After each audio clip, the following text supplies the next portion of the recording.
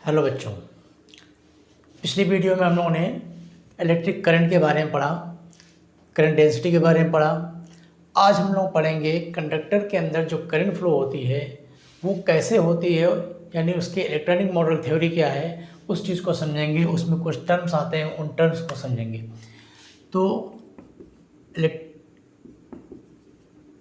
Model theory या इसी को फ्री इलेक्ट्रॉन थ्योरी भी बोलते हैं, फ्री इलेक्ट्रॉन्स थ्योरी या फ्री इलेक्ट्रॉन्स मॉडल बोल दिया जाए।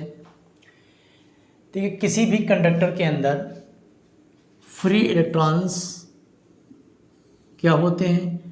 ऐसे इलेक्ट्रॉन जो न्यूक्लियस के अट्रैक्शन से आज़ाद होकर पूरे वायर के अंदर, पूरे मेटल के अंदर घूमने के लिए फ्री हों, मोशन करने के लिए फ्री हों, ऐसे इलेक्ट्रॉनों को हम बोलते हैं फ्री इलेक्ट्रॉन। जिन मटेरियल्स के अंदर, जिन पदार्थ के अंदर नंबर ऑफ फ्री इलेक्ट्रॉन्स बहुत ज़्यादा होते हैं, ऐसे पदार्थों को ही हम लोग कंडक्टर बोलते हैं, चालक बोलते हैं। जिसमें नंबर ऑफ इलेक्ट्रॉन्स नहीं होते उनको हम लोग नॉन कंडक्टर यानी अचालक बोलते हैं। उसमें धारा का प्रवाह नहीं होता, करंट का फ्लो नहीं होता। तो इस बेस पर हम लोग डिवाइड किया हुआ है। अच्छा, अब बात आती है कि जो फ्री इलेक्ट्रॉन्स हैं, कहा जा रहा फ्री इलेक्ट्रॉन्स उनको बोलते हैं जो न्यूक्लियस के अट्रैक्शन से आज़ाद हो चुके हैं, यानी न्यूक्लियस के चारों तरफ अब वो जो परिक्रमा करते थे, जो चक्कर लगाते थे, वो ड्यूटी उनकी खत्म हो गई। ऐसे इलेक्ट्रॉन न्यूक्लियस के अट्रैक्शन को छोड़कर अलग हो गए हैं। लेकिन ये इलेक्ट्रॉन जिस एटम से अलग हो गए वो एटम आयन बन चुका है, ये भी एक बात ध्यान रखनी है। दूसरी चीज़, मान लीजिए एक वायर है, इसके अंदर बहुत सारे फ्री इलेक्ट्रॉन्स हैं, इसके अंदर बहुत सारे फ्री इलेक्ट्रॉन्स हैं। ये कोई मेटल है, मान लीजिए कापर का एक टुकड़ा है, तो इसमें बहुत सारे फ्री इलेक्ट्रॉन्स हैं। तो क्या ये फ्री इलेक्ट्रॉन्स रुके हुए हैं या मोशन कर रहे हैं? इस बात को समझें। तो देखिए, इलेक्ट्रॉन रुका हुआ नहीं है। एक तो न्यूक्लियस के अट्रैक्शन से आज़ाद हो गया, न्यूक्लियस के चारों तरफ अब ये चक्कर नहीं लगा रहा है, उस ड्यूटी से हट चुका है। लेकिन ये इलेक्ट्रॉन रेस्ट में नहीं है, बल्कि ये इलेक्ट्रॉन बहुत तेज़ी से चल रहे हैं। थोड़ी मोड़ी स्पीड नहीं, इनकी स्पीड बहुत ज़्यादा होती है। बहुत तेज़ स्पीड के साथ ये इलेक्ट्रॉन कंटिन्यू मोशन कर रहे हैं।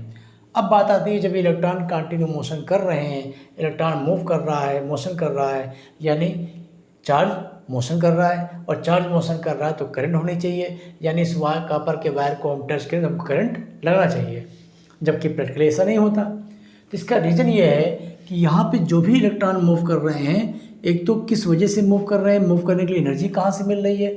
तो हम कहेंगे इलेक्ट्रॉन को अपने रूम टेम्परेचर पर, अपने मटेरियल के आसपास की जो हीट है उससे जो एनर्जी मिल रही है, उस एनर्जी से हम मोशन करते हैं। और उस समय जो इनकी स्पीड होती है, इनकी जो वेलोसिटी होती है, वो हम उसको बोलते हैं थर्मल वेलोसिटी। और इलेक्ट्रॉन की जो थर्मल वेलोसिटी है, जो थर्मल स्पीड है, वो लगभग 10⁵ मीटर पर सेकंड की स्पीड चलते हैं। देखिए, बहुत हैवी स्पीड है। इतनी हैवी स्पीड के साथ ये इलेक्ट्रॉन मोशन कर रहे हैं। लेकिन अगर ये इलेक्ट्रॉन मोशन कर रहे हैं तो चार्ज का फ्लो हो रहा है और करंट क्यों नहीं आ रही है? तो हम कहेंगे इलेक्ट्रॉन का मोशन तो ये बहुत ज़्यादा है, लेकिन किसी भी पर्टिकुलर टाइम पर इनकी रिजल्टेंट वेलोसिटी निकाली जाए, यानी नेट वेलोसिटी निकाली जाए, तो वो क्या आ जाएगी? जीरो। किसी भी इलेक्ट्रॉन की या इस मटेरियल के अंदर जितने भी इलेक्ट्रॉन हैं, सभी इलेक्ट्रॉनों की एवरेज वेलोसिटी निकाली जाए, नेट वेलोसिटी निकाली जाए या एवरेज वेलोसिटी बोलते हैं, तो ये होती है ज़ीरो। रीज़न क्या है कि इनका जो मोशन होता है वो स्पीड तो बहुत ज़्यादा है, लेकिन ये मोशन कैसा होता है? ये मोशन जिगजैग मोशन होता है, अनियमित गति होती है। यानी कोई इलेक्ट्रॉन यहाँ से चलता है, यहाँ से चला हुआ ऐसे ऐसे ऐसे ऐसे मूव करते घूम फिर के फिर कुछ देर बाद कोई फिर वापस आ जाए, यानी कि मोशन का कोई सीक्वेंस नहीं है। ये जिगजैग मोशन में इधर उधर मोशन कर रहे हैं, लेकिन आगे नहीं बढ़ते। कुछ देर के बाद रिजल्टेंट कितना होता है? ज़ीरो। ऐसे से मूव कर रहे हैं, बहुत तेज़ स्पीड से इस तरह से झुम झुम झुम घूम रहे हैं। तो ऐसे इलेक्ट्रॉनों के मोशन को हम बोलते हैं जिगजैग मोशन। और इस मोशन की वजह से किसी भी पर्टिकुलर टाइम पर, क्योंकि ये स्पीड इतनी ज़्यादा है और ये पल भर में ही फटाफट हो रहा है, तो हम कहेंगे इसका रिजल्टेंट वेलोसिटी किसी भी टाइम पर देखा जाए जीरो। किसी एक इलेक्ट्रॉन को लेकर देखें तो भी resultant velocity zero, average velocity zero. और पूरे इलेक्ट्रॉनों को देखा जाए, कोई इधर भाग रहा है, कोई इधर भाग रहा है, तो पूरे मटेरियल के अंदर सारे इलेक्ट्रॉनों का मिला के एवरेज वेलोसिटी या नेट वेलोसिटी कितनी है? जीरो। इसलिए इसके अंदर कोई करंट नहीं पैदा कर पाते, क्योंकि एक इलेक्ट्रॉन अगर इस डायरेक्शन में जा रहा होगा तो दूसरा इस डायरेक्शन में उसी टाइम पे जा रहा होगा। अगर इसने इस डायरेक्शन में कुछ करंट बनाई तो दूसरे ने इस डायरेक्शन में कुछ करंट बनाई, दोनों मिलकर ख़त्म हो गए, तो रिजल्टेंट कोई करंट हमको नहीं मिलती। अब होता क्या है कि जब इस वायर को किसी इलेक्ट्रिक फील्ड के अंदर रख दिया जाए या इस वायर को किसी बैटरी से कनेक्ट कर दिया जाए तो क्या क्या प्रोसेस होते हैं। तो हम जानते हैं जब वायर को आप बैटरी से कनेक्ट कर दोगे तो बैटरी से कनेक्ट करने का मतलब क्या है, हमने इसको क्या दे दिया, पोटेंशियल डिफरेंस दे दिया। ठीक है, जब हमने इसको पोटेंशियल डिफरेंस दिया तो कंडक्टर का ये एंड अलग पोटेंशियल पर हो गया और ये अलग पोटेंशियल पर, इधर का पोटेंशियल मान लीजिए ये हाई हो गया पॉजिटिव और ये नेगेटिव एंड हो गया। अब क्या होता है, जब बैटरी का आपने पोटेंशियल लगाया, इस कंडक्टर की लेंथ मान लीजिए L थी, ठीक, L लेंथ थी, आपने पोटेंशियल डिफरेंस लगाया तो इससे क्या हुआ, एंड पॉजिटिव हुआ, ये एंड नेगेटिव हुआ, यानी प्लस से माइनस की तरफ एक इलेक्ट्रिक फील्ड जनरेट हो गई। बैटरी से पोटेंशियल डिफरेंस लगाने का मतलब आपने क्या किया, इलेक्ट्रिक फील्ड को जनरेट कर दिया। और जानते हैं जब किसी इलेक्ट्रिक फील्ड के अंदर कोई भी चार्ज पार्टिकल अगर आता है तो उसके ऊपर फोर्स लगता है, तो इस इलेक्ट्रिक फील्ड की वजह से क्या होगा, हर इलेक्ट्रॉन पर एक फोर्स लगेगा और उस फोर्स की वैल्यू क्या होगी, F = Q × E, जहाँ Q क्या है, इलेक्ट्रॉन का चार्ज, अगर इसको हम E लिख दें तो E × E, इतना फोर्स काम करेगा। E की वैल्यू भी अगर आप निकालना चाहें तो निकाल सकते हो। अगर यहाँ पे पोटेंशियल डिफरेंस V लगाया गया और ये चीज़ L है तो यहाँ से लेकर यहाँ तक जो इलेक्ट्रिक फील्ड बनी उसकी वैल्यू आएगी V/L, potential difference upon length. तो इतना फोर्स जनरेट हुआ हमारे इलेक्ट्रिक फील्ड लगाने से, पोटेंशियल लगाने से। तो जब इलेक्ट्रिक फील्ड जनरेट हुई तो इस इलेक्ट्रिक फील्ड की वजह से हर इलेक्ट्रॉनों के ऊपर इतना फोर्स काम कर रहा है, और जब फोर्स काम कर रहा है तो इलेक्ट्रॉन क्या होंगे, एक्सेलरेट होंगे, त्वरित होंगे, यानी उसके अंदर त्वरण पैदा होगा। और वो एक्सेलरेशन कितना होगा, फोर्स अपॉन मास। तो F की वैल्यू हो गई EV/L, ये नीचे मास, तो इतना एक्सेलरेशन आया। अब आपको पता है कि किसी भी ऑब्जेक्ट पर फोर्स लगाया जाए यानी उसमें एक एक्सेलरेशन पैदा किया जाए तो एक्सेलरेशन का मतलब क्या होता है, the rate of change in velocity. तो जब इतना एक्सेलरेशन आया तो इससे क्या हुआ, इलेक्ट्रॉनों की स्पीड बढ़ेगी, इलेक्ट्रॉनों की वेलोसिटी बढ़ेगी। अगर इलेक्ट्रॉन मान लीजिए रेस्ट में थे तो क्या होंगे, आगे की ओर बढ़ेंगे। अब समस्या ये आती है कि इस कॉपर वायर के अंदर या कोई भी जो आपने एग्जाम्पल लिया है उसमें नंबर ऑफ फ्री इलेक्ट्रॉन्स कितने होते होंगे। आपने कैलकुलेट किया होगा कि अगर 1 ग्राम कॉपर लिया जाए, 1 ग्राम भी कॉपर अगर लेते हैं तो उसमें नंबर ऑफ फ्री इलेक्ट्रॉन्स या नंबर ऑफ एटम्स कितने होते हैं, 6.02 × 10⁻23 वगैरह जो नंबर से निकालते हैं हम लोग कैलकुलेट करके, इसी के ऑर्डर में आएगा। तो इसमें बहुत सारे अगर फ्री इलेक्ट्रॉन्स हैं तो बहुत सारे पॉजिटिव आयंस भी हैं, क्योंकि ये इलेक्ट्रॉन जिस एटम से अलग हुए होंगे वो एटम पॉजिटिव आयन बन चुका होगा। तो इस एटम के अंदर, इस वायर के अंदर जितने नंबर ऑफ इलेक्ट्रॉन्स हैं, एक तो नंबर ऑफ इलेक्ट्रॉन्स बहुत ज़्यादा है, करोड़ों की संख्या में है, दूसरा वो पॉजिटिव आयंस भी इसमें भरे हुए हैं। तो अगर इन इलेक्ट्रॉनों को मूव करने के लिए आपने एनर्जी दी, पोटेंशियल डिफरेंस लगाया, इलेक्ट्रिक फील्ड बनी, इलेक्ट्रिक फील्ड से फोर्स लगा, फोर्स से इसके अंदर एक्सेलरेशन लगा और इलेक्ट्रॉनों को बहुत तेज़ी से धक्का लगा चलने के लिए। तो इलेक्ट्रॉन बहुत तेज़ स्पीड से चलने की कोशिश तो किए, लेकिन जैसे ही थोड़ा सा आगे बढ़ते हैं किसी न किसी से इनकी आपस में टक्कर होती है। वो टक्कर इनकी आपस में भी टक्कर हो सकती है। भाई एक छोटी सी जगह में, एक छोटे से रूम में बहुत सारे लोगों को भर दिया जाए, एक क्लासरूम के अंदर 50 बच्चों को छोड़ दिया जाए और सबको दौड़ने कहा जाए जिग-जैग मोशन में, तो सब क्या होंगे, आपस में टकराएंगे। तो जब ये इलेक्ट्रॉन मूव करते हैं तो एक तो इनकी आपस में टक्कर होती है, आपस में कोलिजन हो रहा है। दूसरा, उसके अंदर जो पॉजिटिव आयंस हैं उनसे इनकी टक्कर हो सकती है, इस कंडक्टर की दीवारों से इसकी टक्कर हो सकती है। तो बार बार टक्कर होने की वजह से इलेक्ट्रॉन की स्पीड बहुत ज़्यादा नहीं बढ़ पाती। ठीक, ये सारा प्रोसेस पल भर में ही होता है। जैसे ही आप पोटेंशियल डिफरेंस लगाएंगे इलेक्ट्रिक फील्ड बनेगी, इलेक्ट्रिक फील्ड से फोर्स, फोर्स से एक्सेलरेशन और इलेक्ट्रॉन तुरंत बहुत तेज स्पीड से भगेगा। लेकिन जैसे ही चला अगले उसकी टक्कर हो गई, टक्कर होने के बाद उसकी स्पीड 0। कंटिन्यू बैटरी ने लगी हुई है, बैटरी फिर बोलेगी चलो हमें एनर्जी देते हैं, फिर उठो, फिर दौड़ना स्टार्ट करो, फिर इलेक्ट्रॉन दौड़ता है, फिर उसकी टक्कर हो गई। तो ये बार बार टक्कर होने से क्या होता है, इलेक्ट्रॉन की स्पीड एक लिमिट से ज़्यादा नहीं बढ़ पाती, एक फिक्स वैल्यू से ज़्यादा नहीं बढ़ पाती। अच्छा, अभी जो इलेक्ट्रॉन मान लीजिए यहाँ पर टक्कर हुई, इलेक्ट्रॉन की स्पीड हो गई 0। अगली टक्कर होने में कुछ टाइम लगेगा, तब तक मान लीजिए इलेक्ट्रॉन इतनी डिस्टेंस को कवर कर लिया। तो दो कॉन्जिक्यूटिव कोलिजन के बीच, दो लगातार टक्कर के बीच इलेक्ट्रॉन जितनी डिस्टेंस कवर कर लेता है उस डिस्टेंस को हम लोग क्या बोलते हैं, मीन फ्री पाथ। फिलहाल अभी केवल फ्री पाथ बोलिए, इस चीज़ को बोलते हैं फ्री पाथ। और हर इलेक्ट्रॉन का अपना फ्री पाथ अलग अलग होगा। अगर सारे इलेक्ट्रॉनों के फ्री पाथ का एवरेज निकाल दिया जाए, मीन निकाल दिया जाए, औसत निकालते हैं, तो उसको हम बोल देंगे मीन फ्री पाथ। सिंबल इसका होता है लैम्डा। ठीक, तो एक कोलिजन से लेके अगले कोलिजन होने तक जितनी डिस्टेंस कवर कर लेगा उस डिस्टेंस को बोल देंगे मीन फ्री पाथ। और एक कोलिजन से दूसरे कोलिजन होने के बीच में जो टाइम लगा उस टाइम को हम लिखते हैं टाउ से, और इस टाइम को हम लोग पढ़ते हैं रिलैक्सेशन टाइम, क्योंकि इतनी देर तक इलेक्ट्रॉन रिलैक्स में था, इसकी टक्कर नहीं हुई। अभी टक्कर हुई, फिर अगली टक्कर होगी, तो बीच में जो समय अंतराल होगा, बीच का जो टाइम इंटरवल होगा, वो ऐसा टाइम इंटरवल होगा जिसमें इलेक्ट्रॉन रिलैक्स की पोजीशन में है, अब उसकी टक्कर अभी होने वाली है, तो उस टाइम को हमने बोल दिया रिलैक्सेशन टाइम। तो अभी यहाँ पर टक्कर हुई, इलेक्ट्रॉन की स्पीड हो गई 0, फिर बढ़ते बढ़ते 0 से 1 2 3 4 5 6 होते तो यहाँ पर फिर टक्कर हो गई फिर 0। लेकिन अगली टक्कर होने तक, यानी स्पीड 0 होने तक कुछ तो स्पीड बढ़ी होगी, कुछ वेलोसिटी इसकी बढ़ के पहुंची होगी, तो वो जो वेलोसिटी बढ़ के पहुंच पाती है उसी वेलोसिटी का नाम हम लोग रख देते हैं ड्रिफ्ट वेलोसिटी। ठीक, कॉन्सेप्ट क्या है? Drift velocity. Drift velocity. इसके पहले जिसके पास वेलोसिटी थी वो कौन सी थी? थर्मल वेलोसिटी, जो कि बहुत ज़्यादा है। लेकिन इस थर्मल वेलोसिटी से इलेक्ट्रॉन आगे नहीं बढ़ रहा है, बल्कि अपनी ही जगह पर क्या हो रहा है, बहुत तेज़ी से वाइब्रेट हो रहा है इधर उधर, और रिजल्टेंट वेलोसिटी उसकी 0 हो रही थी। अब इलेक्ट्रिक फील्ड लगाने से, पोटेंशियल डिफरेंस लगाने से क्या होगा? इलेक्ट्रॉन ड्रिफ्ट करेगा। ड्रिफ्ट मतलब होता है अपनी जगह से खिसक जाना, बढ़ जाना। तो अब क्या होगा कि इसकी वजह से कुछ इसके अंदर ड्रिफ्ट वेलोसिटी की वजह से क्या होगा, थोड़ा सा मोशन आगे की ओर होगा, इलेक्ट्रॉन यहाँ से ऐसे ऐसे मूव करते करते लास्ट में फाइनली आके यहाँ पर रुक गया। तो ये जो डिस्प्लेसमेंट हुआ इतना, ये किसकी वजह से? ड्रिफ्ट वेलोसिटी की वजह से। और बैटरी पोटेंशियल लगाने की वजह से, एनर्जी देने की वजह से अगर ऐसा ना किया था तो इलेक्ट्रॉन आगे नहीं बढ़ पाता, अपनी जगह पर मूव करता रहेगा। स्पीड भले ही बहुत ज़्यादा होगी, लेकिन उस स्पीड से वो आगे नहीं बढ़ रहा, मोशन आगे नहीं हो।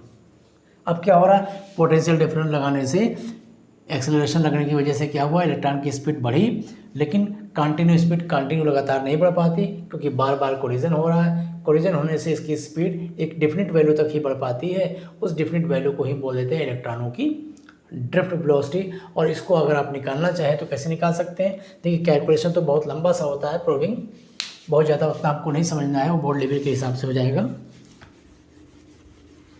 प्रूविंग के लिए हमारी सब बोर्ड लेवल के अलग सब यूनिट बनी हुई है वीडियोस, उनको आप देख सकते हैं। देखिए, तो हम लोग क्या करेंगे कि यहाँ पर अगर ड्रिफ्ट वेलोसिटी की ऐसे जनरल वैल्यू समझने के लिए निकाला जाए तो हम कहेंगे भाई यहाँ पर इलेक्ट्रॉनों की टक्कर हुई और अगली टक्कर इस जगह पर आके हुई, बीच का जो पाथ है उसको हमने मीन फ्री पाथ बोल दिया लैम्डा, और यहाँ से लेकर यहाँ तक जो टाइम लगा उस टाइम को बोल दिया गया रिलैक्सेशन टाइम टाउ। तो यहाँ पे जब टक्कर के बाद स्टार्टिंग हुई तो वेलोसिटी यहाँ पर 0 से स्टार्ट होगा, और बढ़ते बढ़ते स्पीड यहाँ पर जो पहुँची, इसी स्पीड का नाम रख दिया ड्रिफ्ट स्पीड या ड्रिफ्ट वेलोसिटी। और इस ड्रिफ्ट वेलोसिटी को निकालने के लिए हम कहेंगे initial velocity 0, final velocity V D, और बीच का टाइम इंटरवल टाउ। तो इक्वेशन लगा लेंगे v = u + at। Final velocity है vd, इनिशियल वेलोसिटी है 0, एक्सेलरेशन में कितना काम कर रहा था, ev/ml, ev/ml, और टाइम हो गया टाउ। तो हमको यहाँ से ड्रिफ्ट वेलोसिटी का फॉर्मूला मिल गया ev/ml × टाउ। बाकी इसकी जब प्रूविंग की जाती है तो वो तरीका पूरा अलग हो जाएगा, उसमें हम लोग पूरा कैलकुलेशन करके दिखलाएंगे। इसमें एक इलेक्ट्रॉन के लिए निकालेंगे, फिर सारे इलेक्ट्रॉनों को निकाल के फिर उसका एवरेज निकालेंगे, तो वो सारा प्रोसेस बीच का हटाते हैं। हमको सीधे फॉर्मूले समझने हैं। तो ड्रिफ्ट वेलोसिटी का फॉर्मूला क्या बना, ev/ml × टाउ। ठीक, अब ये ड्रिफ्ट वेलोसिटी है ये किस पर डिपेंड कर रही है? ई इलेक्ट्रॉन का चार्ज है, ये चेंज होना नहीं है, एम मास है, ये चेंज होना नहीं है, एल लेंथ है, वी पोटेंशियल डिफरेंस है, टाउ रिलैक्सेशन टाइम है। तो इलेक्ट्रॉनों की जो ड्रिफ्ट वेलोसिटी है वो किस पे डिपेंड कर रही है?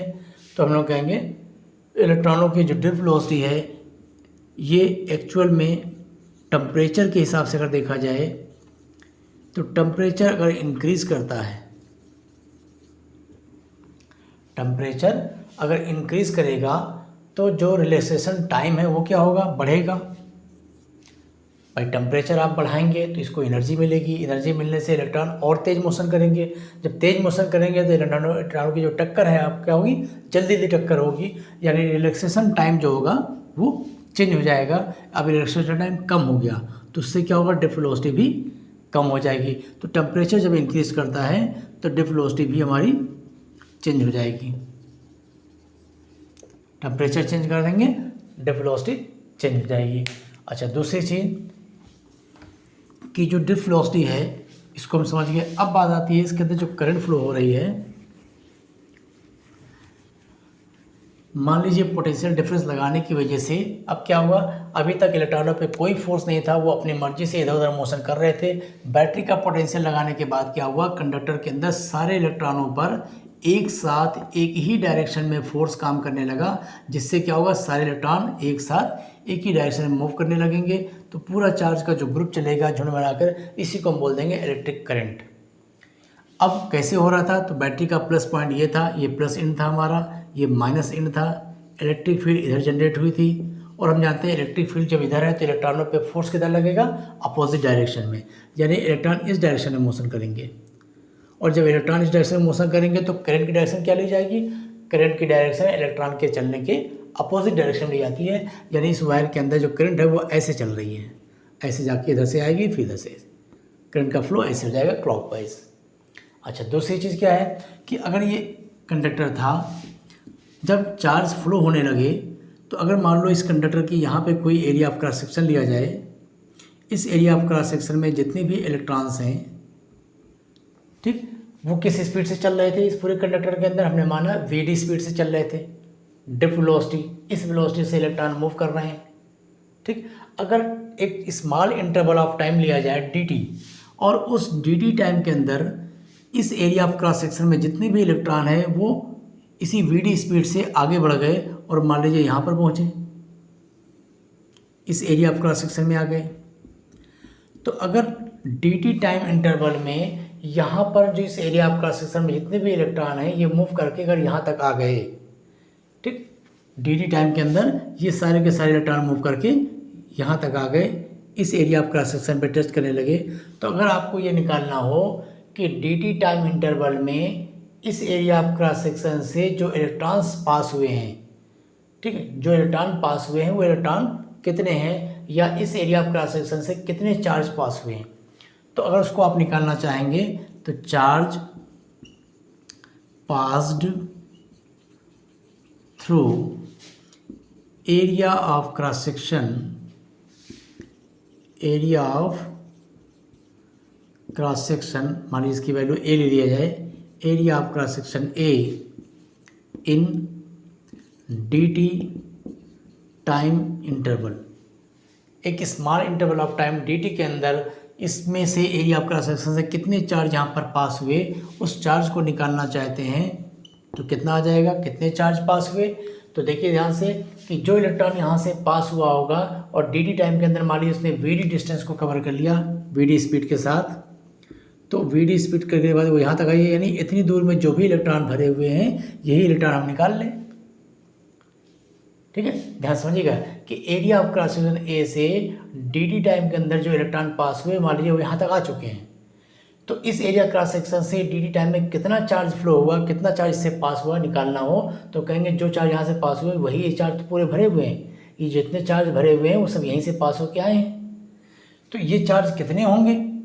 तो इसके लिए हम लोग एक यहाँ पर टर्म पढ़ देते हैं कि इस किसी भी कंडक्टिव वायर के अंदर कितने इलेक्ट्रॉन हैं, तो बोलता है इसमें नंबर ऑफ जो इलेक्ट्रॉन्स हैं क्योंकि बहुत ज़्यादा होते हैं, नंबर ऑफ इलेक्ट्रॉन्स बहुत ज़्यादा होते हैं, तो हम लोग पूरे वायर का इलेक्ट्रॉन ना नाप कर हम लोग यूनिट वॉल्यूम के इलेक्ट्रॉन की बात करते हैं कि number of electrons per unit volume, इसके यूनिट वॉल्यूम में कितने इलेक्ट्रॉन हैं तो उसको हम लोग लेते हैं स्मॉल n।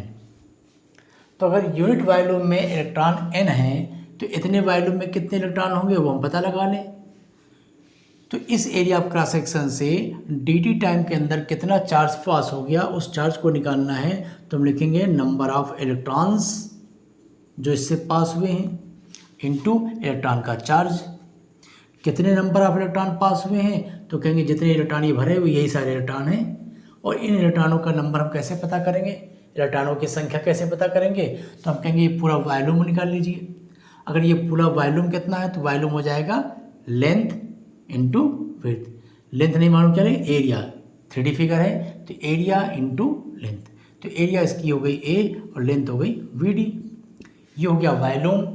फिर लिखेंगे जब यूनिट वॉल्यूम में नंबर ऑफ इलेक्ट्रॉन n थे तो इतने वॉल्यूम में नंबर ऑफ इलेक्ट्रॉन कितने हुए तो वॉल्यूम इंटू n, ये हो गया नंबर ऑफ इलेक्ट्रॉन और इसमें e से मल्टीप्लाई कर दिए। और ये सारे के सारे चार्ज कितनी देर में पास हुए थे, dt टाइम में, तो उस टाइम को भी हमने नोट कर लिया dt। तो पता चला कि dt टाइम के अंदर इस एरिया क्रॉस सेक्शन से कितना चार्ज पास हुआ, उस चार्ज की वैल्यू हो गई NAVD इंटू EDT। ठीक है, अब तो dq/dt कितना हो गया, dq/dt हो गया NAVD इंटू ई, और dq/dt किसको बोलते हैं, करंट को, तो I इज इक्वल टू हो गया NEAVD। तो किसी भी वायर के अंदर एरिया ऑफ क्रॉस सेक्शन से पास होने वाली जो करंट है उसका फॉर्मूला एक ये भी मिल गया आपको NEAVD। ये फॉर्मूला जो मिल रहा है वो इलेक्ट्रॉनिक थ्योरी से मिल रहा है कि करंट किस पे डिपेंड कर रही है, एरिया ऑफ क्रॉस सेक्शन पर, ठीक है, इलेक्ट्रॉनों के ड्रिफ्ट वेलोसिटी पर, नंबर ऑफ इलेक्ट्रॉन्स, इलेक्ट्रॉन का चार्ज, इन पे एरिया का करंट का क्या रिलेशन है। इसको हम लोग पढ़ते हैं कि relation between electric current and drift velocity of electron, उनके बीच का जो रिलेशन होता है वो कहलाता है I इक्वल टू NEAVD। ठीक, एक रिलेशन ही हो गया। अब इसको आप याद रखिए, जब भी किसी वायर के अंदर पोटेंशियल डिफरेंस लगाया जाएगा और उससे जो करंट फ्लो होगी, उस करंट का फॉर्मूला हमने क्या पढ़ लिया, I is equal to NEAVD, जहाँ VD क्या है, इलेक्ट्रॉनों का ड्रिफ्ट वेलोसिटी, हिंदी में इसको बोलते हैं अनुगमन वेग या अपवाह वेग। अच्छा, अब ये चीज़ में से दो चीज़ हम लोग निकालते, देखिए, एक तो यहाँ से करंट डेंसिटी कितनी होगी, तो करंट डेंसिटी का फॉर्मूला होता है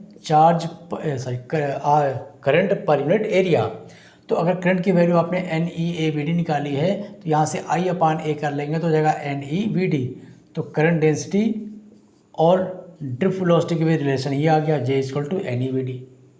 दूसरा हम इस फॉर्मूले से क्या निकालेंगे, अगर VD की वैल्यू जो हम लोगों ने यहाँ पे निकाली थी कि इलेक्ट्रॉन की ड्रिफ्ट वेलोसिटी कितनी होती है, और इसको यहाँ पर हम पुट कर दे, देखिए आपको क्या मिल जाएगा, तो I is equal to NEA, और VD की वैल्यू वहाँ से हम लोगों ने नोट कर लिया EV/ml इंटू टाउ, ml इंटू टाउ। ठीक, अब देखिए ये V क्या है, ये V वेलोसिटी नहीं है, वोल्टेज है। तो इस वोल्टेज को और इस करंट को ध्यान दीजिएगा, तो ये I इज इक्वल टू, यहाँ से फॉर्मूला मिला N, E दो हो गए तो E square A into tau upon ML into V। ठीक, अच्छा, इस चीज़ को ज़रा ध्यान देखिए, ये क्या चीज़ है, N number of free electrons, E electron का charge, A area of cross section of wire, tau relaxation time, mass of electron, length of wire. ये पूरी की पूरी चीज़ कांस्टेंट होगी, ये पूरी की पूरी चीज़ क्या हो गई, कांस्टेंट हो गई, नियत होगी। कब, जब टेम्परेचर कांस्टेंट हो, एट कांस्टेंट टेम्परेचर। अगर हम टेम्परेचर को चेंज ना करें, क्योंकि अगर टेम्परेचर आप चेंज करोगे तो उस वायर का लेंथ चेंज हो जाएगा, लेंथ चेंज होगा, एरिया चेंज हो जाएगी, टेम्परेचर चेंज करने से रिलैक्सेशन टाइम चेंज हो जाएगा। ठीक है, नंबर ऑफ इलेक्ट्रॉन्स बढ़ सकते हैं। इसलिए हम कहेंगे अगर टेम्परेचर कांस्टेंट है, टेम्परेचर को चेंज ना किया जाए, तो ये पूरी की पूरी चीज़ कांस्टेंट हो गई। यानी अब हम कह सकते हैं हमारी जो करंट है वो directly proportional to V, current directly proportional to V मतलब वोल्टेज। अब याद करिए क्या चीज़ है, ये है ओम्स लॉ। ओम ने क्या बताया था कि किसी वायर की अगर फिजिकल स्टेट को ना चेंज किया जाए, मतलब टेम्परेचर को ना चेंज किया जाए, तो उस वायर में फ्लो होने वाली करंट और उस पर लगाया गया पोटेंशियल डिफरेंस आपस में समानुपाती होते हैं, यानी करंट वोल्टेज के समानुपाती होती है। ठीक, यही हमारा ओम्स लॉ है। अब इसी को हम लोग किस फॉर्म में लिख देते हैं,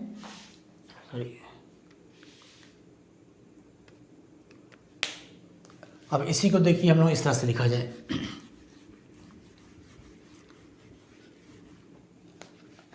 ठीक, I equal to NE square A टाउ V ml।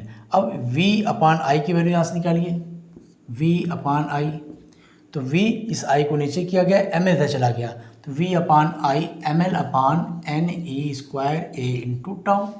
इसी को हम ऐसे लिख सकते हैं, क्योंकि ओम्स लॉ का एक दूसरा तरीका हम लोग क्या पढ़ते हैं, छोटे क्लास में भी पढ़ा गया था फॉर्मूला कि V upon I equal to R। ये जो पूरी चीज़ थी ये क्या थी, कांस्टेंट थी, और V अपान I अगर करते हैं तो ये ml इधर जा रहा और NE square A into tau नीचे आया, और ये पूरी चीज़ क्या है, कांस्टेंट है, तो V upon I equal to constant. ऐसे भी हम लोग ओम लॉ लिखते हैं। ओम लॉ को इस तरह लिखा जाता है, V upon I equal to constant. और आगे चल के हमने पढ़ा है कि V upon I equal to R भी बोला जाता है, रेजिस्टेंस, यानी यही हमारा क्या है, यही तो रेजिस्टेंस है, यही हमारा उस वायर का रेजिस्टेंस जिसका सिंबल आर। तो यहाँ से हमको रेजिस्टेंस का फॉर्मूला मिल गया कि किसी वायर के अंदर जब चार्ज फ्लो होता है, जब करंट फ्लो होती है, तो उस वायर का जो मटेरियल करंट के रास्ते में जो रुकावटें पैदा करता है, जिसको आप रेजिस्टेंस बोलते हो, एक्चुअल में उस रेजिस्टेंस का फॉर्मूला हमको मिला ml अपान एन ई स्क्वायर ए इंटू टाउ। ये रेजिस्टेंस का फॉर्मूला है। ठीक है, तो किसी भी वायर का जो रेजिस्टेंस है वो किस पे डिपेंड करेगा, वो बात हमको यहीं से पता चल जाएगी कि किसी वायर का जो रेजिस्टेंस है वो डिपेंड करेगा उस वायर की लेंथ पर। जितना लंबा वायर उतना लंबा रेजिस्टेंस, उतना ज़्यादा रेजिस्टेंस। दूसरा रेजिस्टेंस डिपेंड करेगा inversely proportional to area of cross section. ठीक, तीसरा हम लोग कहेंगे कि जो रेजिस्टेंस है वो डिपेंड करेगा टेम्परेचर पर। टेम्परेचर बढ़ाएंगे रेजिस्टेंस बढ़ेगा। क्यों? क्योंकि जब टेम्परेचर आप बढ़ाओगे तो लेंथ बढ़ेगी, टेम्परेचर बढ़ाने पे लेंथ बढ़ेगी, लेंथ बढ़ने से रेजिस्टेंस बढ़ा। या टेम्परेचर बढ़ाओगे तो लेंथ जब बढ़ेगी तो एरिया कम हो जाएगी, एरिया कम होने से रेजिस्टेंस बढ़ा। या टेम्परेचर आप बढ़ाओगे तो इलेक्ट्रॉन को एनर्जी मिलेगी, इलेक्ट्रॉन की जल्दी से टक्कर होगी, टक्कर होने से क्या होगा, रिलैक्सेशन टाइम यानी जो श्रांति काल है वो कम हो गया, उसकी वजह से रेजिस्टेंस बढ़ेगा। तो टेम्परेचर बढ़ाने पर रेजिस्टेंस बढ़ता है।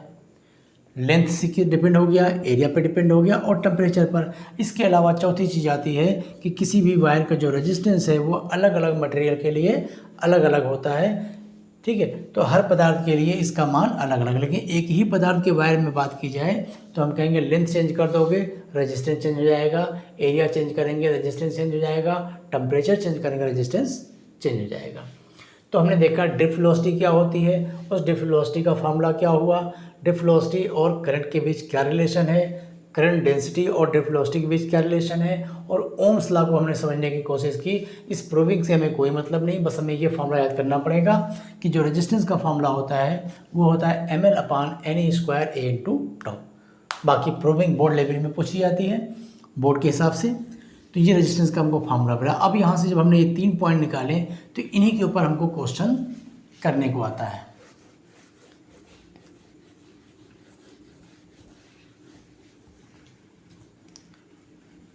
ठीक, तो अब यहाँ से जो हम लोग क्वेश्चन निकालेंगे, उस क्वेश्चन निकालने के लिए आप इस फॉर्मूले को फिर दोबारा देखिए।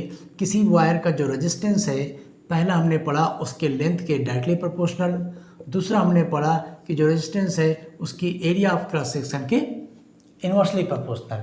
तो यहाँ से अगर इन दोनों बातों को एक साथ मिलाया जाए तो आपको क्या मिलेगा, resistance proportional to L by A, then resistance is equal to constant L by A. तो यहाँ पे जो कांस्टेंट लिया जाता है, इस कांस्टेंट को हम लोग क्या बोलते हैं, स्पेसिफिक रेजिस्टेंस या रेसिस्टिविटी। रेसिस्टिविटी दूसरा नाम क्या होगा, स्पेसिफिक रेजिस्टेंस। हिंदी में इसको क्या बोलेंगे, विशिष्ट प्रतिरोध। आर तो हमारा प्रतिरोध होता है, ये होता है विशिष्ट प्रतिरोध।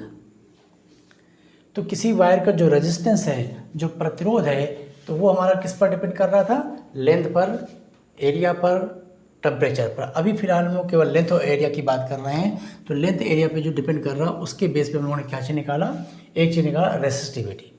अब रेसिस्टिविटी में बहुत एक इंपॉर्टेंट चीज़ है, इसको याद रखिएगा कि जो रेसिस्टिविटी है ये हमारी प्रॉपर्टी ऑफ मटेरियल है।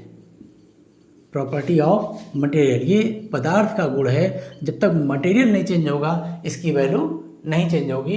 तो प्रॉपर्टी ऑफ मटेरियल है, it does not depend on shape और साइज ऑफ वायर। तो शेप और साइज बोले या सीधे बोल दें length and area of cross section, इस पे डिपेंड नहीं करता। किसी वायर की लेंथ चेंज कर दें, उसकी एरिया ऑफ क्रॉस सेक्शन को चेंज कर दें, उसका शेप चेंज कर दें, साइज चेंज कर दें, इससे रेसिस्टिविटी के ऊपर कोई इफेक्ट नहीं आता। ये मटेरियल की प्रॉपर्टी है, अलग अलग मटेरियल के लिए इसकी वैल्यू अलग अलग होगी। ठीक, ये एक बहुत इंपॉर्टेंट पॉइंट था, ये हमें याद रखना था। बाकी रेजिस्टेंस के बारे में आप पढ़ते हो, रेजिस्टेंस का सिंबल आपको पता है, ये अभी आगे चल के हम लोग देखते हैं। इसकी यूनिट आपको मालूम है, रेजिस्टेंस की यूनिट होती है ओम। सिंबल इसका इस तरह बनाया जाता है ओम। ठीक, तो किसी वायर का जो रेजिस्टेंस है और लेंथ और एरिया पे कैसे डिपेंड कर रहा था वो हमने देखा।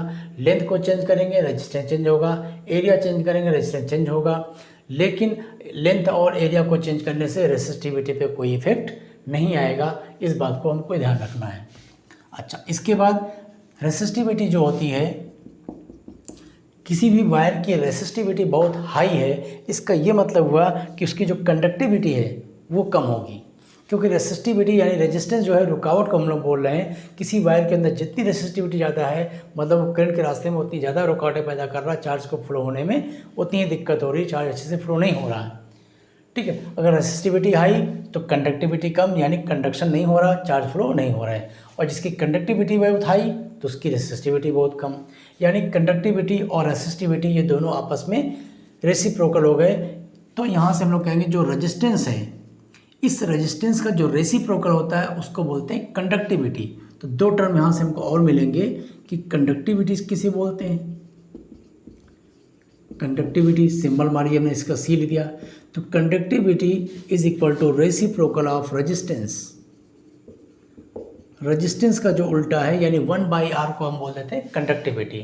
यूनिट क्या बन जाएगी, इसकी यूनिट ओम होती है तो इसकी यूनिट हो जाएगी ओम इनवर्स।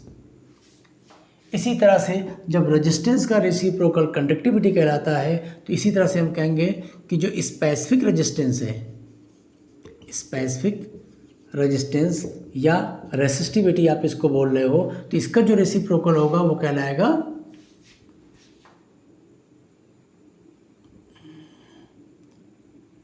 ठीक है। तो ये हो गया कंडक्टिविटी, रेसिस्टेंस का उल्टा कंडक्टिविटी, और स्पेसिफिक रेजिस्टेंस का उल्टा क्या होगा, स्पेसिफिक कंडक्टिविटी या ठीक है स्पेसिफिक कंडक्टिविटी। इसका सिंबल सी और इसका सिंबल लेते हैं सिग्मा। स्पेसिफिक रेजिस्टेंस रो। ठीक है, यानी C इज इक्वल 1/r और सिग्मा इज इक्वल टू 1/रो। ठीक, अच्छा ये तो अलग चीज़ हो गई। अब बात आती है कि कंपटीशन में सबसे ज़्यादा जो क्वेश्चन अगर इस चैप्टर से पूछे जाते हैं डायग्राम के अलावा, जब सर्किट डायग्राम में क्वेश्चन आएंगे वो इंपॉर्टेंट है, लेकिन उसके अलावा अगर कोई चीज़ इसमें इंपॉर्टेंट है तो इसके ऊपर बनने वाले क्वेश्चन कि किसी भी वायर की लेंथ को अगर हम चेंज कर दें रेजिस्टेंस में कितनी चेंजिंग आएगी, अगर उसके एरिया क्रॉस सेक्शन को चेंज कर दें, रेडियस चेंज कर दें, डायमीटर चेंज कर दें तो रेजिस्टेंस में क्या इफेक्ट आएगा। ठीक, तो इसके ऊपर हम लोग 2-3 क्वेश्चन को लगाते हैं और उसमें से कुछ पॉइंट्स आपको बताए जाते हैं, उसको आप डायरेक्ट नोट करेंगे।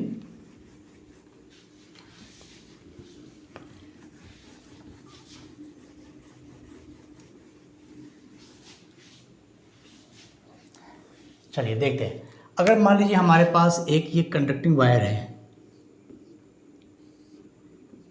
इसकी length L, area cross section A, material मान लीजिए कापर का बना हुआ है। ठीक, कापर का एक वायर है जिसकी length L, area of cross section A है। इसी मटेरियल का यानी कापर का ही एक दूसरा वायर अगर हम ले लें जिसकी area of cross section same हो लेकिन लेंथ को डबल कर दिया जाए, मटेरियल वही है, एरिया क्रॉस सेक्शन वही है, लेंथ कितनी हो गई 2L। तो अगर इस वायर का रेजिस्टेंस R था तो इस वायर का रेजिस्टेंस कितना होगा। तो किसी वायर के रेजिस्टेंस का जो फार्मूला अभी हमने पढ़ा था कि resistance is equal to ρL/A। Wire का रेजिस्टेंस किस पर डिपेंड कर रहा है, रेसिस्टिविटी जो कि मटेरियल की प्रॉपर्टी है, लेंथ पर और एरिया पर।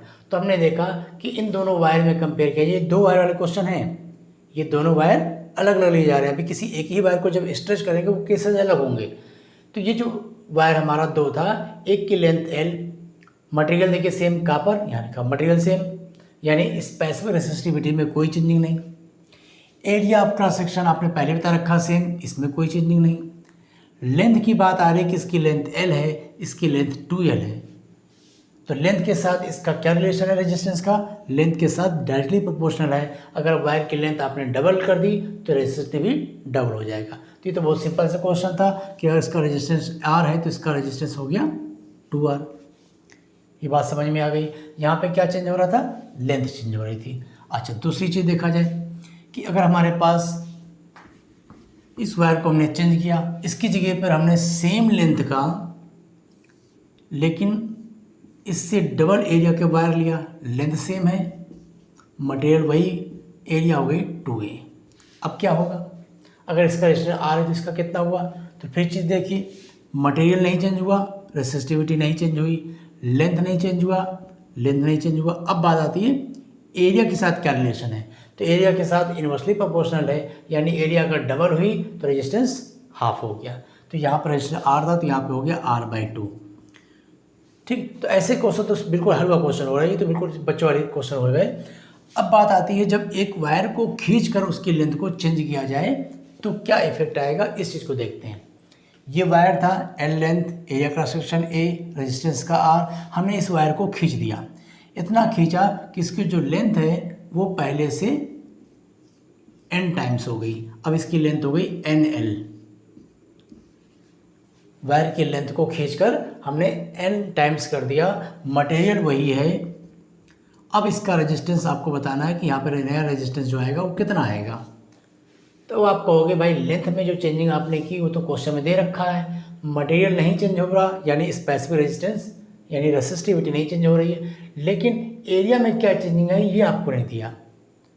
तो जब भी किसी वायर को आप स्ट्रेच करोगे तो आप लेंथ में अगर चेंजिंग कर रहे हो तो एरिया में अपने आप चेंजिंग आ जाएगी और वो चेंजिंग आपको पता करनी पड़ेगी।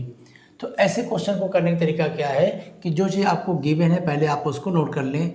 गिवन दिया हुआ है कि जो हमारी नई लेंथ है सेकेंड वाले की जो लेंथ है वो पहले वाले की n टाइम है, ये हमको दे रखा है। अच्छा, इसकी एरिया में दोनों में क्या रिलेशन, अगर इसकी एरिया A' है तो इसकी एरिया इसकी कंपेयर में कितनी है इसका हमें पता लगाना है। तो इसके लिए सिंपल सा मैथ तरीका अपनाएंगे कि जब इस वायर को आप खींच के इसकी लेंथ को चेंज कर दोगे, इसकी लेंथ बदल गई, एरिया क्रॉस सेक्शन बदल गया, इसका शेप बदल गया, साइज बदल गया, लेकिन एक चीज़ नहीं बदलेगी, वो क्या होगा, वॉल्यूम। ये मेंसुरेशन में हम लोग मैथ पढ़ते थे कि दोनों का वॉल्यूम सेम होगा। तो अगर वॉल्यूम सेम हुआ तो area cross section into length, area cross section into length, दोनों का वॉल्यूम बराबर हो गया। तो A into L is equal A' into NL, L से L कैंसिल आउट हो गया तो A' की वैल्यू आ गई A/n। ठीक, दूसरे वायर की लेंथ हमको पहले कंपेयर में दे रखा था, दूसरे की एरिया हमने पहले कंपेयर में निकाल ली। अब हम क्या करेंगे, अब हम कहेंगे रेजिस्टेंस निकालिए। तो रेजिस्टेंस के बारे में बात करेंगे। रेजिस्टेंस जो होगा वो होगा ρL'/A'। स्पेसिफिक रेजिस्टेंस तो वही है, L' की वैल्यू हमने निकाली है कितनी, NL, यहाँ पर लगा दिया NL। A' की वैल्यू कितनी आई, A/n, तो A/n तो n ऊपर ले गए। ठीक, तो ये हो गया n² ρL/A, और ρL/A क्या था, पहले वाले का रेजिस्टेंस R, यानी अब जो रेजिस्टेंस आया वो पहले का n² टाइम्स आ गया। और इस चीज़ को आप सीधे याद कर लीजिए कि जब भी किसी वायर की लेंथ को, लेकिन ये स्ट्रेच वाले केसेज होंगे, ध्यान रखेंगे, स्ट्रेचिंग, जब किसी वायर को आप खींचकर उसकी लेंथ को n टाइम्स कर देंगे, अगर वायर की लेंथ n टाइम्स कर देंगे तो जो रेजिस्टेंस होगा वो n² टाइम्स हो जाएगा। इस चीज़ को सीधे डायरेक्ट याद कर लें ऑब्जेक्टिव क्वेश्चन के लिए, क्योंकि कंपटीशन में हमको क्वेश्चन को सॉल्व करके दिखाना नहीं है। तो सीधे हमने कहा कि जब किसी वायर की लेंथ n टाइम्स कर दी जाए तो उसका रेजिस्टेंस n² टाइम्स हो जाएगा। इसी तरह हम कह लें कि अगर किसी वायर की जो रेडियस है, अगर उस रेडियस को 1/n टाइम्स कर दिया जाए तो उसका जो रेजिस्टेंस है वो n के पावर 4 टाइम्स हो जाएगा। ये दो बात हम लोग याद रखेंगे कि स्ट्रेच करने के बाद अगर लेंथ के बारे में बता रहा है कि लेंथ कितनी चेंज हुई, 2 टाइम हो गई, 3 टाइम हो गई, तो बताइए रेजिस्टेंस में क्या इफेक्ट आया। तो जितने टाइम्स लेंथ चेंज हुई है उतने का स्क्वायर कर लीजिए रेजिस्टेंस। जैसे लेंथ 2 टाइम्स आपने कर दी तो रेजिस्टेंस 4 टाइम हो जाएगा। लेंथ को खींच के आपने 3 टाइम्स कर दिया, रेजिस्टेंस 9 टाइम्स हो जाएगा। अगर लेंथ को हमने आधा कर दिया, यानी खींचने के बजाय हमने वायर को सिकोड़ दिया, कंप्रेस कर दिया, उसकी लेंथ कितनी हो गई, हाफ टाइम्स हो गई, तो रेजिस्टेंस हाफ का स्क्वायर मतलब 1/4 टाइम्स हो जाएगा। तो ऐसे क्वेश्चन डायरेक्ट हम लगा सकते हैं। ठीक, अच्छा, अब इसी क्वेश्चन में अब इसके कुछ एग्जाम्पल पहले देख लेते हैं। सपोज कर लीजिए कि एक आपके पास वायर है, क्वेश्चन है length and area cross section of a wire both are doubled, यानी दोनों को डबल कर दिया गया. Length and area of cross section of a wire both are doubled, then its resistance becomes, कितना हो जाएगा? पहला ऑप्शन है 2 टाइम्स, 2 गुना हो जाएगा. सेकंड ऑप्शन है 4 टाइम्स. थर्ड ऑप्शन है 1/4 टाइम्स. और डी ऑप्शन है रिमेन सेम, मतलब कोई चेंजिंग नहीं होगी, उतना ही रहेगा. सोचिए, करिए, 1 मिनट कर लीजिए.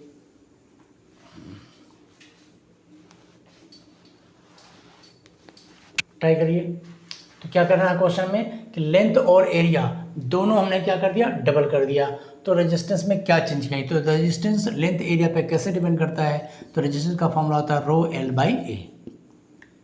सिंपल सी चीज़ है, आपने लेंथ को डबल किया तो लेंथ के डबल होने से रेजिस्टेंस डबल हुआ.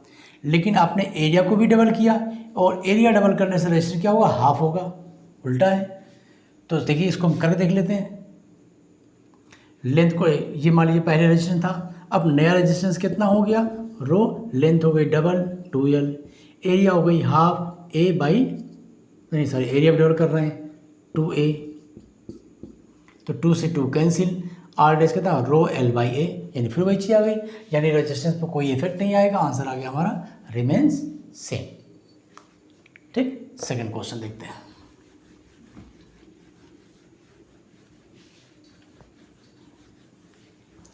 सेकंड क्वेश्चन है कि diameter of a wire is doubled and length becomes 4 times, then resistance. तब रेजिस्टेंस में क्या इफेक्ट आएगा? मान लीजिए ऑप्शन दे दिया जाए कि दुगना हो जाएगा, 2R हो गया, 4R हो गया, R/2 हो गया, या नो चेंज, रेजिस्टेंस में कोई चेंजिंग नहीं. चलिए करिए, कितना हो जाएगा? कह रहा एक वायर की डायमीटर को हमने डबल कर दिया. डायमीटर डबल करने का मतलब रेडियस डबल कर दिया, लेंथ को 4 टाइम कर दिया. तो अब रेजिस्टेंस कितना हो जाएगा? पहले रेजिस्टेंस मान लीजिए R था, तो रो L बाई ए फॉर्मूला था. अब जो नया रेजिस्टेंस आएगा उसके बारे में बता रहे, रो तो वही रहेगा. लेंथ को हमने क्या किया है? 4 टाइम्स, यानी हो गया 4L. ठीक, डायमीटर को डबल किया गया. डायमीटर डबल हुआ मतलब रेडियस डबल हुई, और रेडियस डबल हुई तो एरिया में क्या इफेक्ट आया? एरिया होती है πr². अगर रेडियस डबल हुई तो एरिया 4 टाइम्स हो जाएगी. 4 से 4 कैंसिल हो गया, रेजिस्टेंस फिर वही आ गया रो L बाई ए, यानी ऑप्शन फिर वही होगा, रेजिस्टेंस में कोई चेंजिंग नहीं. ठीक, तो इस तरह से जैसे चेंजिंग कर रहा है उसके बेस पे हम लोग क्वेश्चन लगा ले रहे हैं.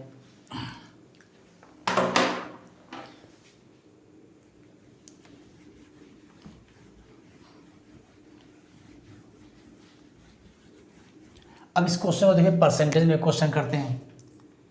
If length of a wire increased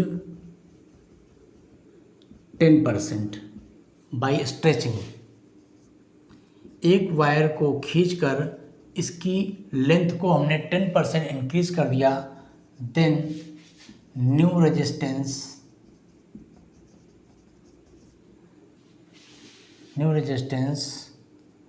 या चेंज इन कर दे. पहले मान लीजिए रेजिस्टेंस का दे देते हैं. If length of a wire of resistance 10 ohm, suppose कर लो पहले वायर का रेजिस्टेंस 10 ओम था, उसको इंक्रीज कर दिया गया 10% से खींच के, तो न्यू रेजिस्टेंस विल बी, तो उसका नया रेजिस्टेंस कितना हो जाएगा? मान लीजिए आंसर है 12 ओम, 1.2 ओम, 13 ओम एंड 11 ओम. चलिए इसको कैसे करेंगे? एक वायर को खींचकर उसकी लेंथ को हमने 10% इंक्रीज किया. पहले रेजिस्टेंस कितना था? फॉर्मूला ये है, पहले रेजिस्टेंस था 10, यानी इसकी वैल्यू हमको दे रखा है 10 ओम. ये तो पहली इक्वेशन हो गई. बाद में जो नया रेजिस्टेंस है वो कितना होगा, तो नई लेंथ और नई एरिया आपको चाहिए। क्वेश्चन में क्या कह रहा है कि वायर को खींचकर हमने उसकी लेंथ को 10% इंक्रीज कर दिया, यानी गिवन है कि जो नई लेंथ होगी वो पुरानी लेंथ में उसका 10% जोड़ दिया जाए। तो हमारी नई लेंथ कितनी हो गई, L प्लस L/10 यानी 1.1L, यानी सीधे कह दें कि जो लेंथ है वो पहले से 1.1 टाइम्स हो गई। अब यहाँ से देखिए डायरेक्ट भी आप क्वेश्चन कर सकते हैं, लेंथ n टाइम्स होती है तो रेजिस्टेंस n² टाइम्स होता है, तो लेंथ कंपेयर किया गया पुरानी लेंथ से तो 1.1 टाइम्स, तो देयरफॉर जो नया रेजिस्टेंस होगा वो पुराने रेजिस्टेंस का क्या होगा, n² टाइम्स यानी 1.21 टाइम्स। तो जो नया रेजिस्टेंस है वो पुराने वाले रेजिस्टेंस का 1.21 टाइम्स हो जाएगा, यानी नया रेजिस्टेंस हो गया 1.21 इंटू पुराना रेजिस्टेंस हो गया 10, तो ये आ गया आर डैश की वैल्यू 12.1 ओम, यानी 12 ओम हमारा आंसर। ठीक, एक क्वेश्चन और किया जाए, चलिए एक क्वेश्चन और करते हैं।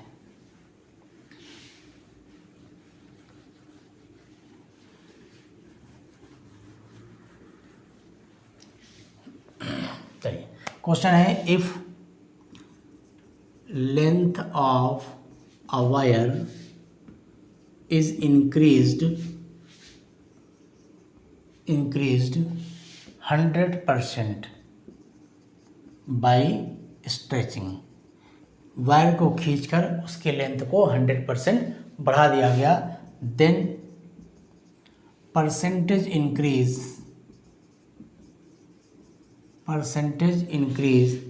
इन रेजिस्टेंस ऑफ वायर, तो उस वायर का जो रेजिस्टेंस है, जो प्रतिरोध है, वो कितने गुना बढ़ जाएगा। अगर किसी तार को खींचकर उसकी लंबाई 100% बढ़ा दी जाए तो उसका जो प्रतिरोध है, जो रेजिस्टेंस है, वो कितने परसेंट से बढ़ जाएगा। ऑप्शन है 50% बढ़ेगा, 100% बढ़ेगा, 200% बढ़ेगा या 300% बढ़ेगा। क्वेश्चन देखिए वही है, परसेंटेज में क्या है कि आपको कंफ्यूज कर रहा है। सिंपल सी बात है, किसी भी चीज़ में 100% इंक्रीज करने का मतलब क्या होता है। अगर एक वायर की लेंथ 10 मीटर है और आपने उसको 100% इंक्रीज किया, मतलब 10 और बढ़ गया, यानी नई लेंथ कितनी हो गई 20 मीटर, तो कहने का मतलब कितना होगा 2 टाइम्स। तो किसी चीज़ के में अगर 100% आप चेंजिंग करते हैं, 100% बढ़ाते हैं, मतलब उसको आप डबल कर रहे हैं। तो यहाँ पे जो नई लेंथ है वो पुरानी लेंथ से क्या कंपेयर हो रहा, 2 टाइम्स हो रही है। 100% बढ़ाने का मतलब कि जो नई लेंथ होगी पहले की दुगनी हो गई, और जब लेंथ हमारा 2 टाइम्स हुआ तो रेजिस्टेंस कितना हो जाएगा 4 टाइम्स, और रेजिस्टेंस 4 टाइम्स होने का मतलब बढ़ा कितना, भाई नया रेजिस्टेंस क्या हुआ, पहले पुराने वाले का 4 टाइम्स, और 4 टाइम को हम लिख सकते हैं R प्लस 3R, यानी रेजिस्टेंस में जो चेंजिंग आई वो कितनी आई, 3R की चेंजिंग आई। समझिए बात को, लेंथ क्या है 100% हमने बढ़ाया, 100% बढ़ाया मतलब जो नई लेंथ है वो पहले की डबल हो गई। और हमने पढ़ा कि जब किसी की लेंथ n टाइम्स होती है तो रेजिस्टेंस n² टाइम्स हो जाता है। तो अगर लेंथ हमारी 2 टाइम्स हो गई तो रेजिस्टेंस 4 टाइम्स हो गया, और 4 टाइम्स होने का मतलब वो कितना बढ़ा, पहले R था उसमें 3R बढ़ा होगा तभी तो 4R हुआ, और 3R बढ़ाने का मतलब कितने परसेंट बढ़ गया, 300% बढ़ गया। ठीक, तो ऐसे क्वेश्चन परसेंटेज वाले डायरेक्ट आप कंपेयर करके लगा सकते हैं, पूरा कैलकुलेशन करने की जरूरत नहीं है। अच्छा, एक चीज़ में और शॉर्टकट में और आप नोट कर लीजिए, वो आपके काम आ जाएगा। उसको इस तरह लिख देते हैं कि अगर किसी वायर की लेंथ में x% की चेंजिंग की जाए, चेंज इन लेंथ x% हो, तो चेंज इन रेजिस्टेंस जो होता है वो 2x% होता है। लेकिन अब आप कहोगे यहाँ पर तो ये थ्योरी नहीं लग रही है, यहाँ पे बोल रहा था लेंथ को 100% बढ़ाएं, तो इस थ्योरी के हिसाब से अगर लेंथ x% बढ़ रही है तो रेजिस्टेंस 2x% बढ़ना चाहिए, यानी अगर लेंथ 100% बढ़ रही है तो रेजिस्टेंस 200% बढ़ना चाहिए। लेकिन वो नहीं काम आ रही, तो ध्यान रखेंगे ये ट्रिक है, लेकिन इस ट्रिक के साथ एक कंडीशन लगी हुई है कि ये ओनली वैलिड अप टू या less than, only valid for less than 10%, 10% से कम की चेंजिंग करेंगे तब ये शॉर्टकट आपका काम करेगा कि किसी वायर की लेंथ मान लीजिए 5% बढ़ा दी गई तो उसका रेजिस्टेंस में कितना बढ़ जाएगा, तो कह देंगे 10% बढ़ जाएगा, जस्ट उसका डबल। तो ये एक ट्रिक भी काम कर जाएगी। बाकी स्ट्रेचिंग वाले ही क्वेश्चन ज़्यादा पूछे जाते हैं। ये 2 पॉइंट आपके लिए था, इस पॉइंट पे हमने सारे क्वेश्चन बताए। और एक ट्रिक याद रखिएगा कि लेंथ को अगर x% बढ़ाया जाता है तो रेजिस्टेंस 2x% बढ़ जाता है, लेकिन ट्रिक कब काम आएगी, जब चेंजिंग जो हो रही हो यानी जो x की वैल्यू है वो 10% से कम हो। ठीक, तो लेंथ और एरिया क्रॉस सेक्शन पर हमारा रेजिस्टेंस कैसे डिपेंड कर रहा था, और लेंथ और एरिया को चेंज करके हम रेजिस्टेंस की वैल्यू को कैसे चेंज कर सकते हैं, इसके ऊपर हम लोगों ने कई न्यूमेरिकल्स देखे और एग्जाम के लिए बहुत ही इंपॉर्टेंट न्यूमेरिकल हैं। इनमें से अक्सर एक क्वेश्चन जरूर आ जाता है। अब इसके बाद जो हम लोग क्वेश्चन करेंगे वो करेंगे रेजिस्टेंस का टेम्परेचर के साथ क्या वेरिएशन है। किसी वायर को गर्म करने से उसका रेजिस्टेंस क्या होता है, बढ़ता है। अगर वो कंडक्टिंग वायर है, किसी भी चालक तार का प्रतिरोध क्या होगा, तार को गर्म करने पे उसका प्रतिरोध बढ़ता है। तो जब बढ़ता है तो किसी टेम्परेचर पर अगर मान लीजिए 20 डिग्री पर उसका रेजिस्टेंस 5 ओम है तो 30 डिग्री पर कितना हो जाएगा। ठीक है, तो हम कहेंगे हर मटेरियल के लिए इसकी वैल्यू अलग अलग है, यानी टेम्परेचर में एक चीज़ और आएगी, टेम्परेचर कांस्टेंट, जो हर वायर का अलग अलग होगा। एक तो इस पर हम लोग को न्यूमेरिकल लगाना है। दूसरी चीज़ कि रेजिस्टेंस के साथ क्या है, टेम्परेचर के साथ सारी क्या वेरिएशन है उसको हम लोग लगाएंगे। और फिर रेजिस्टेंस होते क्या हैं, रेजिस्टेंस किस किस मटेरियल के बनेंगे, कार्बन रेजिस्टर क्या होते हैं, उनकी कलर कोडिंग क्या होती है। और उसके बाद फिर आ जाएगा सीरीज और पैरेलल कॉम्बिनेशन ऑफ रजिस्टर, जिसके ऊपर किरचॉफ लॉ, लूप लॉ, तरह तरह के रूल्स अभी आप लोग पढ़ेंगे। और सर्किट डायग्राम के क्वेश्चन आ जाएंगे जो कि बहुत ही इंपॉर्टेंट है, बहुत ही इंटरेस्टिंग भी है। और उसके कुछ ट्रिक्स बताई जाएंगी डायग्राम वाले क्वेश्चन लगाने की, क्योंकि कुछ काफ़ी टिपिकल डायग्राम होते हैं, लेकिन कुछ ट्रिक्स अगर लगा दी जाए तो बहुत ही सिंपल आसानी से हल किए जा सकते हैं। तो इनके ऊपर हम लोग जो क्वेश्चन करेंगे वो नेक्स्ट वीडियो में, तब तक आप इनकी प्रैक्टिस कर लीजिए। जितना प्रैक्टिस करेंगे उतना ही सीखेंगे। इन बातों को याद रखिए और सबके ऊपर हमने एक दो क्वेश्चन जो लगाए हैं उनको एक बार जरूर लगाइए, अच्छे से प्रैक्टिस करिए। ठीक है, बेस्ट ऑफ लक।